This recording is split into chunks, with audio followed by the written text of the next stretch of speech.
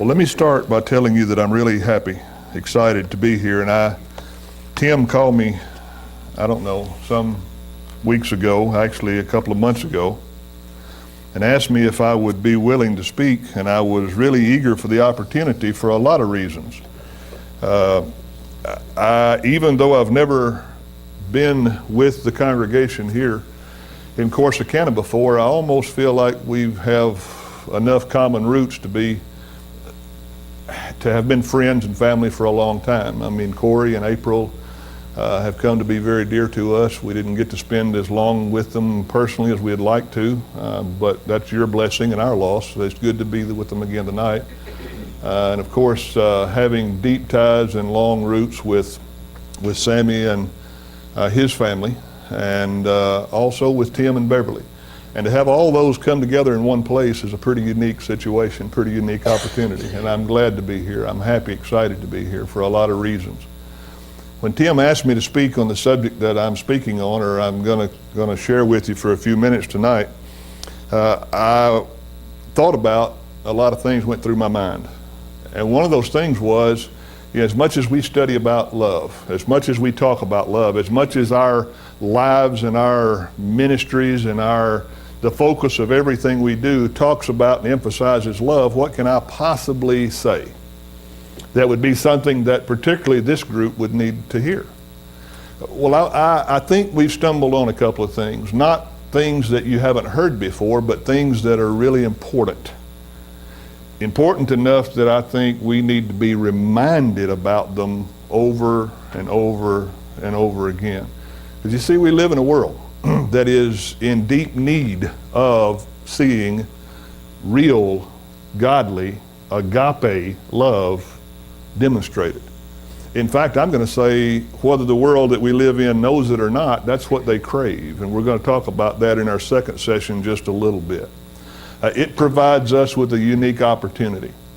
Because you see, the truth is we have access to a resource because of who we are in Christ, in our relationship with each other, that not only the world longs for, that they can't find anywhere else. We're going to talk about love. We're going to talk about in the first session, the first section of time that we're together, we're going to talk about the concept of loving one another fervently, deeply. And we're going to find our text for that in 1 Peter chapter 1, and you can be turning there if you would, because we're going to read that passage together several times, and I'll refer to a few others as we go along. Kind of introducing that thought, Tim made mention of the fact that had been involved in mission work, and I have been for a long time in a lot of different ways, and more at an earlier point in my life. I haven't been real active in foreign mission travels in the last few years of my life. But there were a couple of things that happened during the time that I was traveling that made an impression on me that I'll never forget. Actually, a lot of things, but one of them in relation to our topic tonight.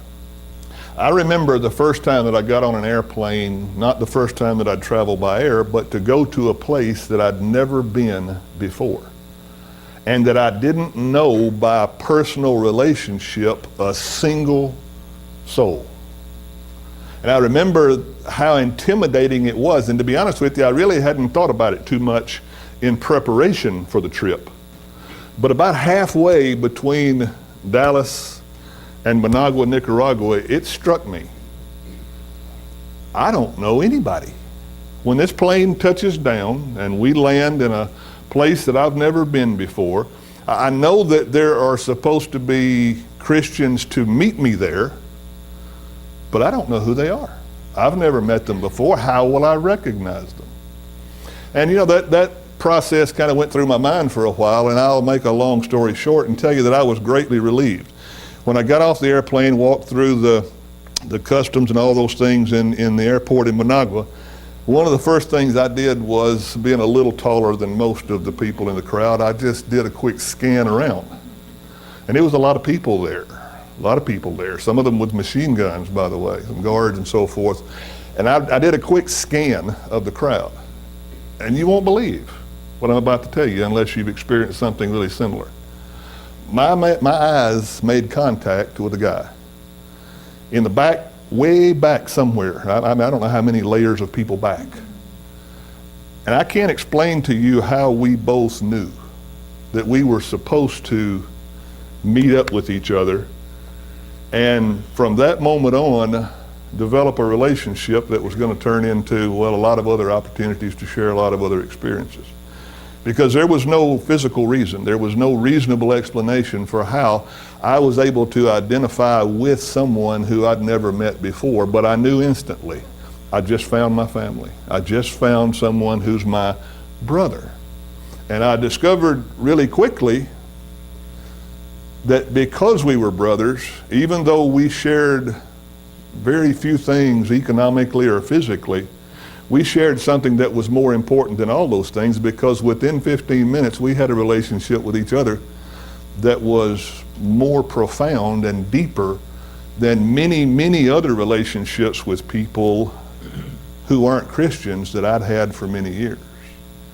You see, there's something about loving one another.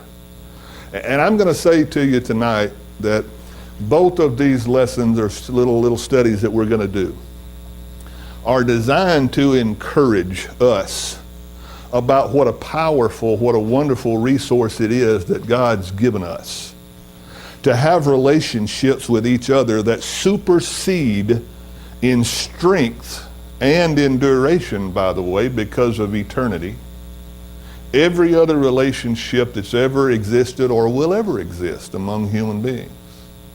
And it's initiated because of our common relationship with God, our Creator.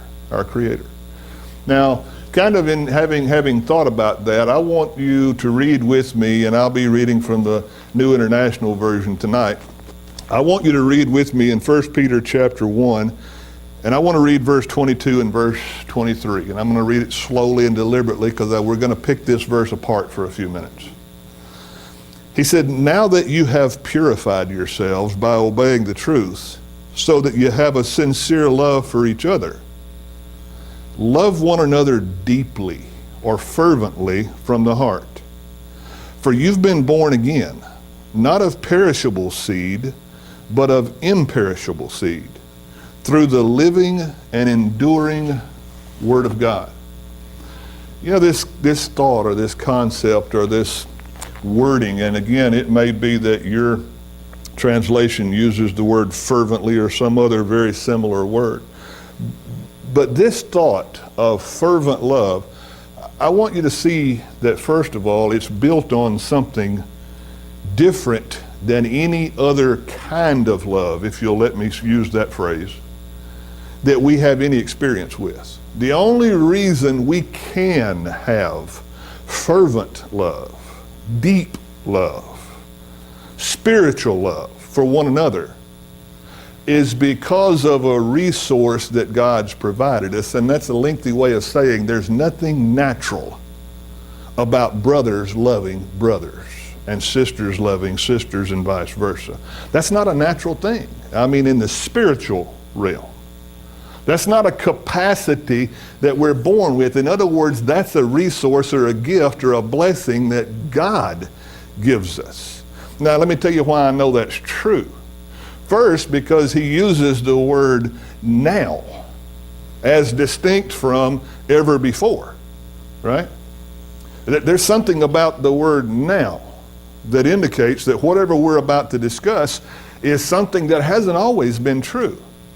And he goes a step further and said, not only has it not always been true, but he says it's not true for everybody.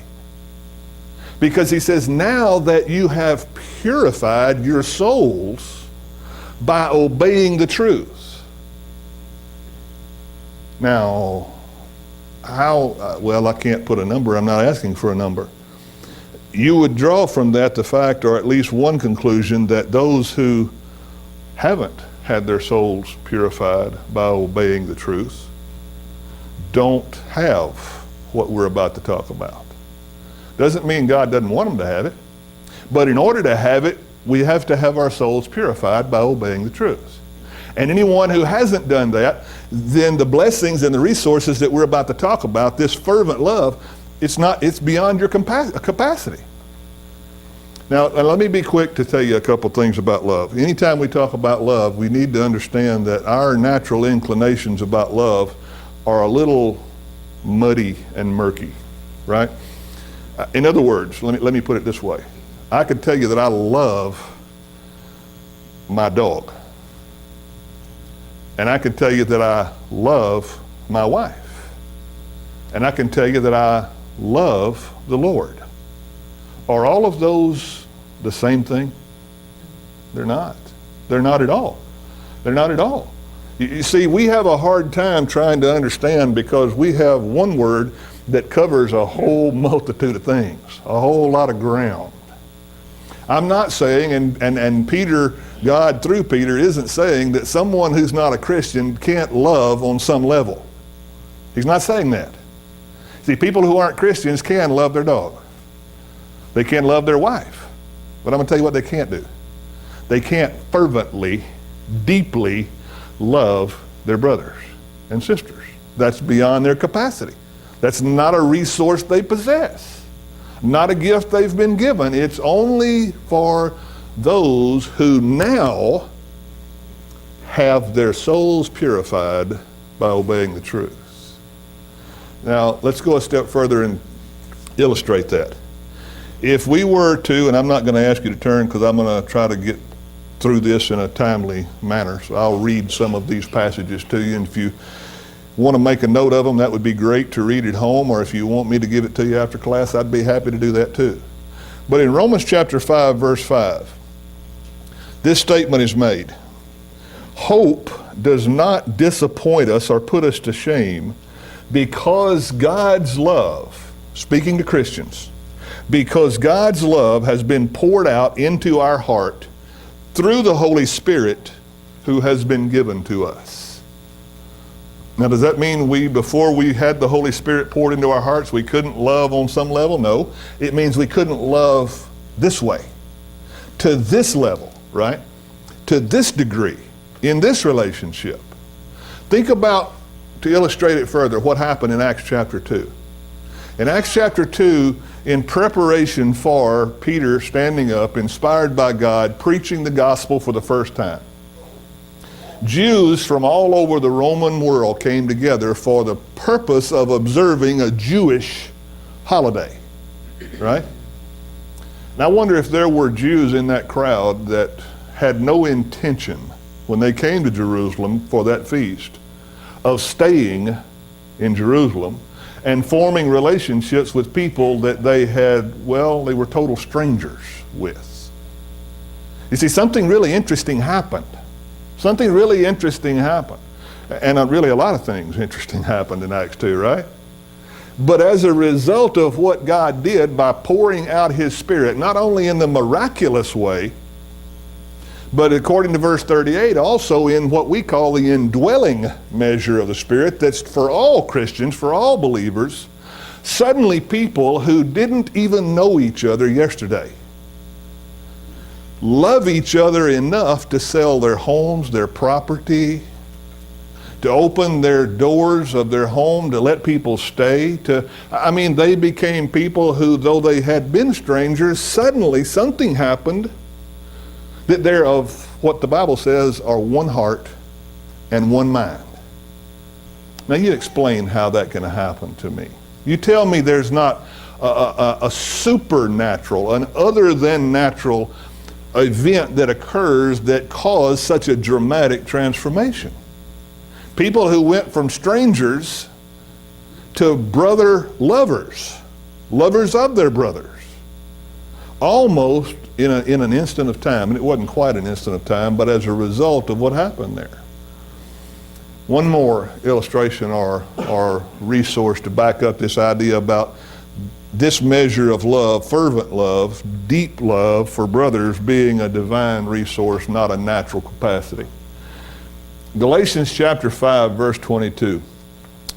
In the verses just before verse 22, the Apostle Paul is contrasting the difference between a life lived selfishly, naturally, by human instinct, and a life lived according to the guidance and the direction of the Spirit, right? He comes to verse 22 of Galatians chapter 5, and he said, the difference between those two is obvious. And he gives us some obvious differences.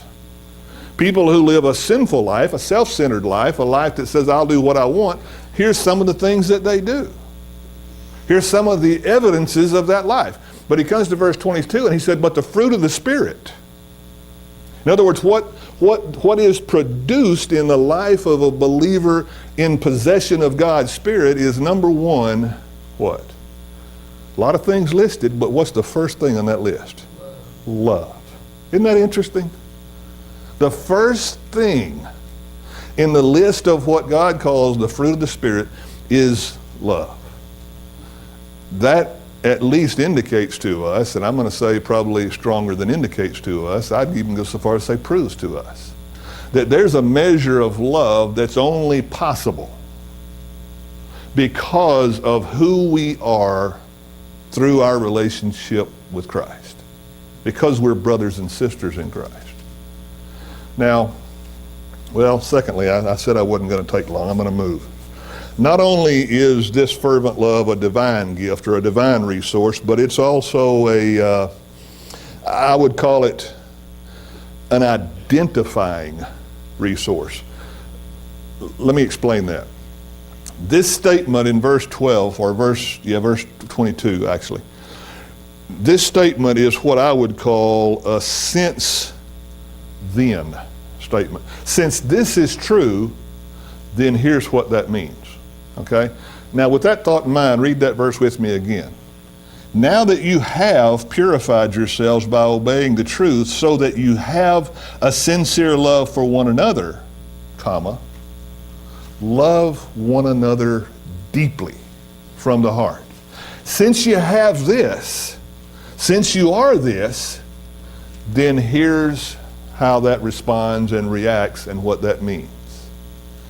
You see, there's something about the way that verse is worded. There's something about the statement and the word order in that verse that indicates to us that when we become believers, when we become Christians, when we have our souls purified by obeying the truth, it's not that we suddenly get the responsibility to love one another, though we do. It's the fact that we become a brother lover. And that's what, I don't mean that to be a odd sounding thing, a lover of brothers. And the reason I say it that way is because the Greek word is a combination of two other Greek words. It's a compound word. Phileo, which is a form of love, actually an affection for, and adelphos, which is brother. So you put those two words again, or together, and you come up with the word Philadelphia in the Greek. By the way, that's why they call Philadelphia the city of brotherly love, right? That's where that comes from, because in the Greek, that's exactly what that word means. That's the word that's in the Greek text here. Since you have purified your souls by obeying the truth, you became a Philadelphian. You became a lover of your brothers. This, at this point in the verse, isn't an encouragement to do that. It's a statement of fact. He says, that's who you are now. It's your identity. Now he's about to challenge us and say, since that's who you are, start doing it with all your heart. Do it deeply, do it fervently, right? Practice it in a way in exercising it more deeply than ever before. But at this point, he's telling us that it's it's an identifier as to us knowing who we are. In 1 John chapter 3, verse 10, this is how we know. This is how we know who the children of God are and who the children of the devil are. You ever had anybody ask you that question? How do I know who's a real Christian or who's not a Christian? Well, John can tell us. He does. This is how we know who the children of God are and who the children of the devil are. Anyone who does not do what's right is not God's child, he says. Nor is anyone who doesn't love their brother or sister. Now, did you get that? You want to know the difference between someone following God and someone who's not a Christian? A believer and an unbeliever? He gives us two criteria there. And he didn't say these are the only two. He said these two. Number one, Christians do what's right. And number two, Christians love each other. You say, well, what about Christians that don't love each other? Well, I'll let you take that verse and put it backwards and read it in that context. I'll let you draw the conclusion. Because what John says is the way you know the difference between a true Christian and an unbeliever is by their obedience and their loving one another. Now, 1 John chapter 4, verse 20 says, whoever claims to love God, yet does not love his brother or sister, who he has seen, cannot love God, who he has never seen. You see, the fact is we're identified. It's not a matter of us, even though John does here and a lot of other places, as do Peter, a lot of other writers in the New Testament, admonish and encourage us to practice loving one another. Peter's point is that has to be founded on the fact that that's who you are. In other words, for me not to love you and for you not to love me, agape love, is to deny who we are. It's to live as if I'm not a Christian.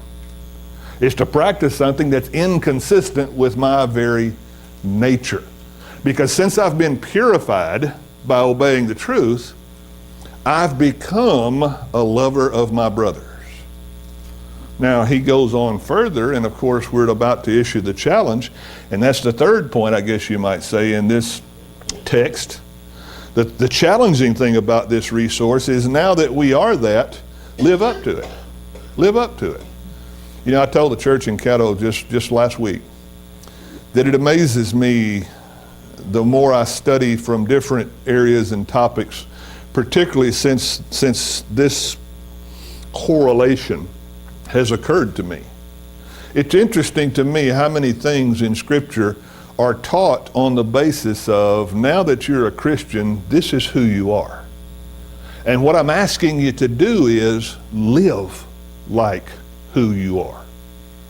Live up to who you are. How many of you had a mom or a dad that said to you when you were walking out the door of the house, or maybe you said it to your children, that as they were walking out on a date or going someplace, that you said to them, remember who you are? I heard that a million times, not that many, but a lot of times. And I've said it almost that many times. With 4 girls, I said it a lot. Sometimes it worked out, sometimes not so well. But the point is, we understand that principle on some level, right? When God asks us to live up to who we are, he said, you are, by divine gift and qualification, given the capacity. In fact, it identifies you to yourself, to each other, and to the world. And by the way, let me just throw this out here. When Jesus addressed the issue of how the world, unbelievers, were going to know who we are, because see, we dress like they do. I mean, not all time, but generally, right? We look like they do for the most part.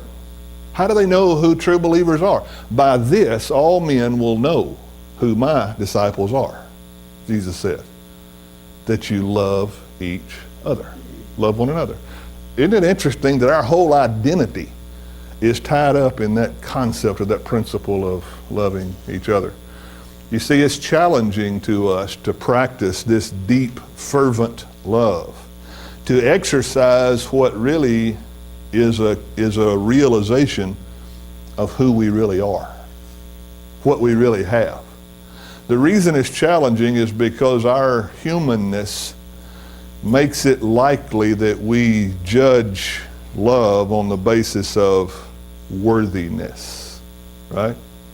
Some people are worth being loved. Now, we wouldn't say that. I know we wouldn't. But on some level, most of us struggle with our humanness enough that when we decide whether we're going to act or we're going to exercise or demonstrate this kind of love that we're talking about, in all honesty, and don't shake your head or raise your hand, we kind of make decisions about whether or not we're going to do that based on whether we think somebody's worthy of that love or not, right? Whether it's a waste of time or energy, whether they're worth the effort. Sometimes we even get a little confused about feelings and the emotions that we call love and realize or fail to realize that's not what this is talking about at all. He's not talking about how we feel. He's not talking about our emotions associated with someone. He's talking about agape love, the purest, most godly form of love. That divine love, if you will. It's a determination of the will. It's the kind of love that says, you know what, even if they nail me to a cross, Jesus would say, if they beat me to a bloody pulp and they ram a crown of thorns on my head and drive nails through my hands and feet, I can still look at them with love and say, Father, forgive them. Forgive them. You see, that's hard to do with feelings, isn't it? That's hard to do with emotions, right? That's hard to do when we decide whether someone's worthy of being loved. But when we are a Christian, when we've had our soul purified by obeying the truth, we are given something that no one else has. We're given not only the capacity, but the identity of being able to look at anyone, anywhere, anytime, under any circumstance and say, I'm going to act in a way that's consistent with looking out for what's in that person's best interest, even to the point of it being ahead of my own. See, that's agape love. Agape is the determination of our will. It's got nothing to do with deserve. It's got nothing to do with feeling. It's got everything to do with who we are. Brethren, the Bible teaches that if we make our decisions about what we do and how we live based on how we feel, we're not being led by God. We're not being led by God's Spirit. We're still in control or trying to be in control of our own life. We haven't had our soul purified by obeying the truth, you see. So we have not only a divine resource, we not only have an identifying resource, defining resource, we have a challenging resource, a challenging resource. But we also, and this will be the last of the points that I want to make, have a powerful resource. And I think if I don't get you to remember anything else, I want you to remember this one. You see, the capacity to love one another deeply is the most powerful tool in our toolbox, if you'll let me use that phrase. It's the most powerful resource we have. I've struggled for 2 or 3 weeks trying to come up with a way to illustrate how profound it is. And I still haven't. But I'll say what I'm trying to say and you make up your own illustration. Trying to describe how profound it is, how deeply it impacts someone when you do something, when you say something, when you act in a way or respond in a way that is so unhuman, unnatural, inconsistent with how everyone else would respond, that it moves us deeply on a level unlike anything else. Do you know you can probably remember those life-changing moments? Those times in your life when your life took a dramatic turn, particularly spiritually and for the better. And I would be willing to not guess, but suggest that the reason that occurred is because you either saw, heard, witnessed, or participated in a measure of God's love being poured out and made available to you that you didn't even understand as having ever even been possible, you see. I could tell you a lot of stories about that, and you could tell me a lot of stories about that. Times that you've been affected, you've been touched, you've been changed, you've been transformed, not by some miraculous lightning bolt from heaven, by the love of God being expressed in the simplest. How many times have you come to the assembly of the church, for example, and really been disheartened about something, really been discouraged, defeated, feeling like, I know I need to be here, but having a hard time focusing and remembering how important it is and why I'm here, and had somebody just say the right thing, or just reach and put their arm around your shoulder and maybe say nothing, just hug you tight for a minute. Does that change things? Does that affect things?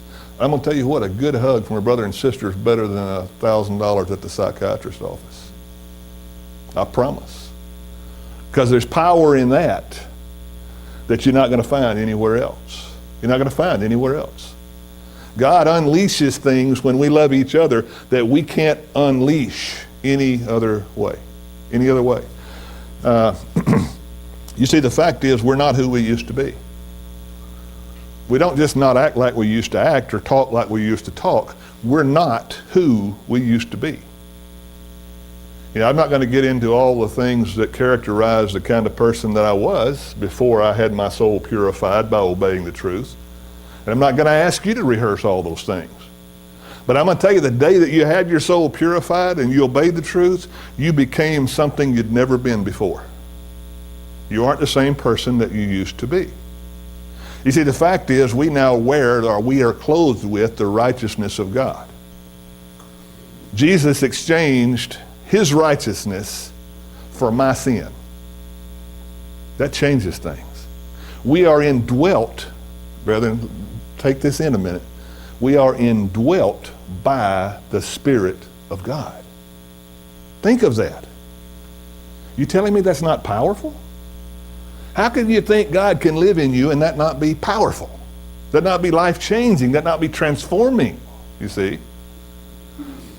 We have been and are in the process of being transformed into the very image of Christ. Romans chapter 8 says, we're the light of the world. We're the salt of the earth. We're ambassadors for Christ. You see, we aren't who we used to be. And God's given us every resource we need to be what he wants us to be. And you know what the most powerful tool in that whole array of resources is? Our love for each other. You say, well, that sounds so selfish. Well, let me tell you, there's nothing selfish about it.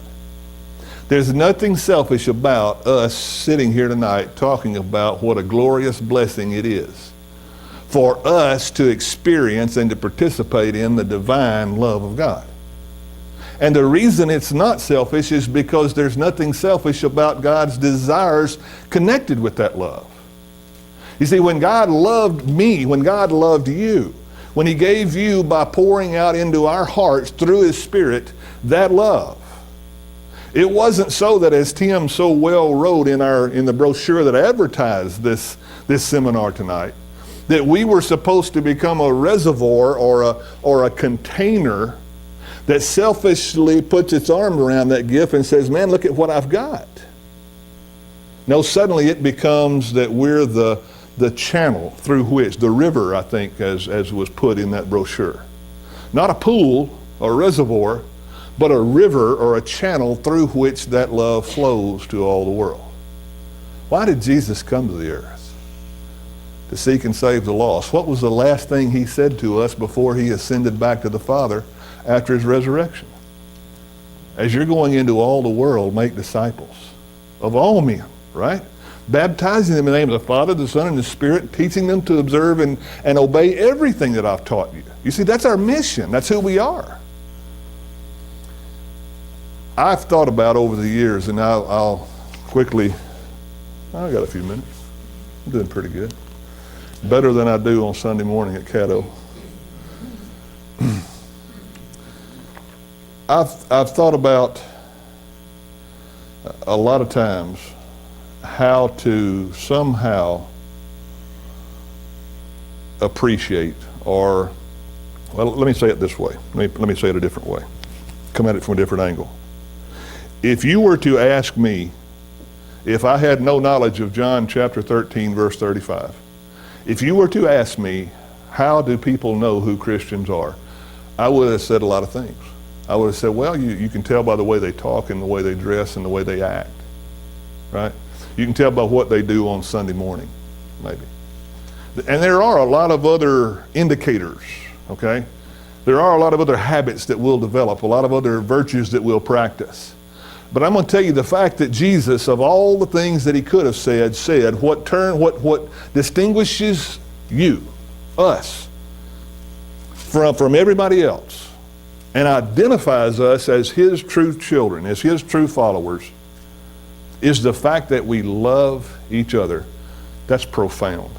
That's almost unbelievable. Hard. It's almost beyond my ability to comprehend, because I would have said so many other things.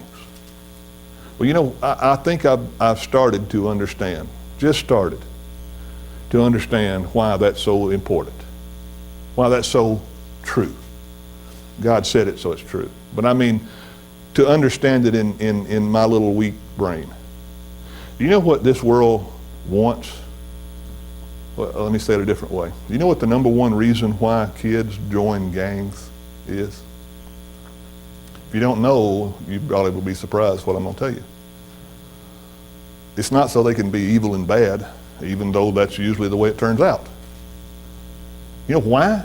If they really, and apparently the studies have been done, research has been performed, the number one reason is to belong,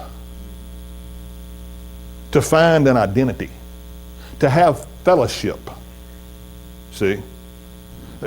Let me say it plain. They're looking for love. They're looking for meaningful love. And isn't it funny that we're desperate enough for it, from the world's perspective, that we'll even turn to violence looking for it. See? We'll turn to the strangest places. Now, brethren, here's the good news. We have the purest form of love, demonstrated in a living example in front of the world's eyes every day by Jesus' own statement, his own words. This is how the world's going to know. We're the billboard, if you will, for a God that says, you want relationship? You want fellowship? You want to find light in a dark place? You want to find healing in the midst of brokenness? Brethren, we've got it. That's who we are. That's what we have. And that's what our relationship to each other reflects. That's what attracts people, you see. I've noticed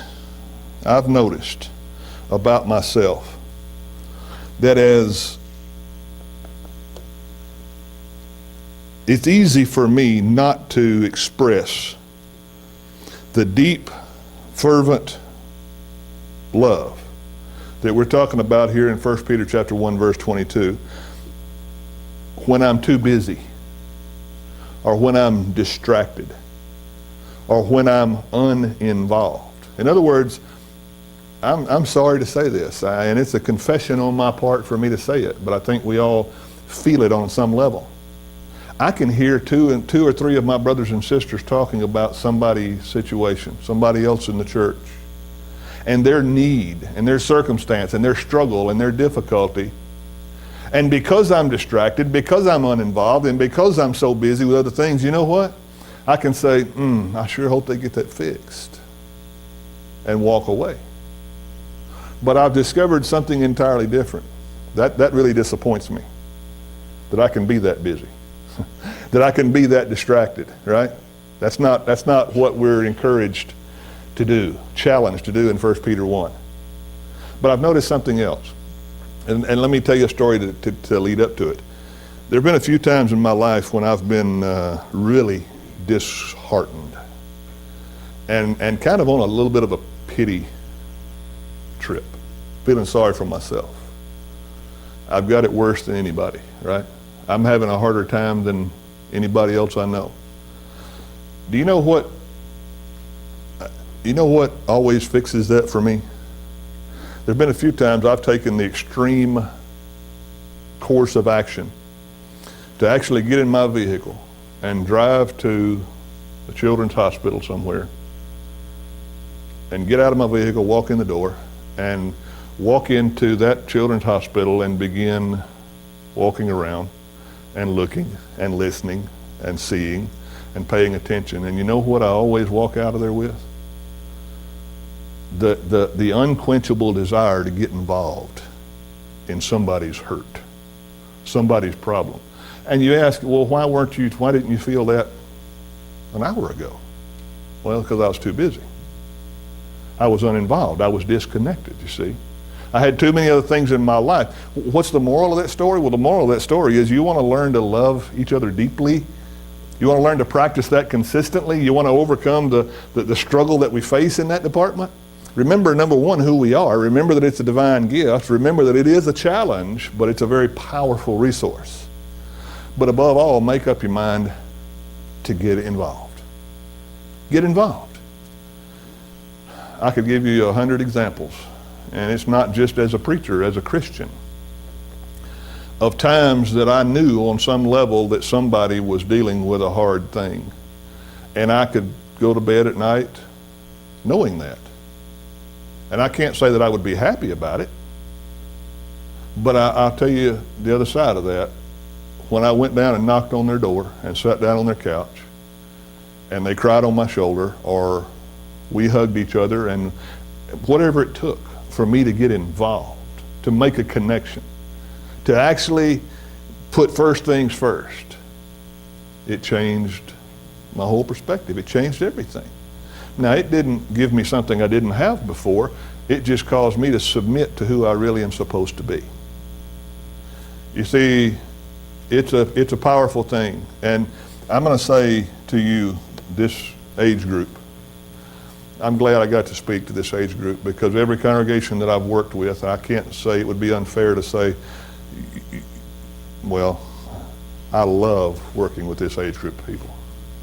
And there are a lot of reasons why that's true. I have a class on Tuesday morning in Caddo as well. Had one in Durant when I was there. And it's not by accident. I wanted it that way. I planned it that way. I make time for it. I can miss a lot of other things during the week, but I'm not going to miss that class. And there's a lot of reasons why that's true. But let me tell you one of the reasons why that's true. You're at a point in your life, we're at a point in our life, where we have opportunities to touch people in ways that nobody else alive can. And you might not think of it that way. Usually people think when they get a little older, well, you know, my best days are gone. Don't be fooled by that. Don't let that creep into your thinking. Don't make that mistake. How many of you know somebody that's lonely, somebody that's broken, somebody that's hurting? How many of you remember that Jesus said the way they're going to know who my disciples are is by loving each other? You see, we have an opportunity to teach the kids, and not just the little kids. They need teaching too. But I mean the 30-year-old kids, the 40-year-old kids. We have an opportunity to teach them the value, the importance, the significance, not just by doctrine, but by example.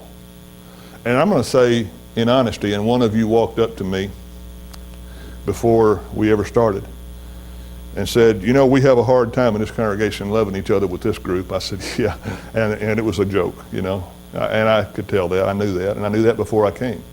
But I'm telling you, the fact that it is a joke, the fact that you find it so easy to love one another, it means that this group is one of the strongest resources this congregation has for showing the world what we have to offer. One of the strongest groups. And there's a lot of reasons. Maybe we make time. Maybe we've figured out what's important. Yeah, I don't know. A lot of things we could talk about. Just want to encourage you tonight, first of all, to realize, and I won't stumble along in the second one nearly so long. I want you to remember, I want you to carry away from tonight the fact that loving one another is not just something that you need to remember to do.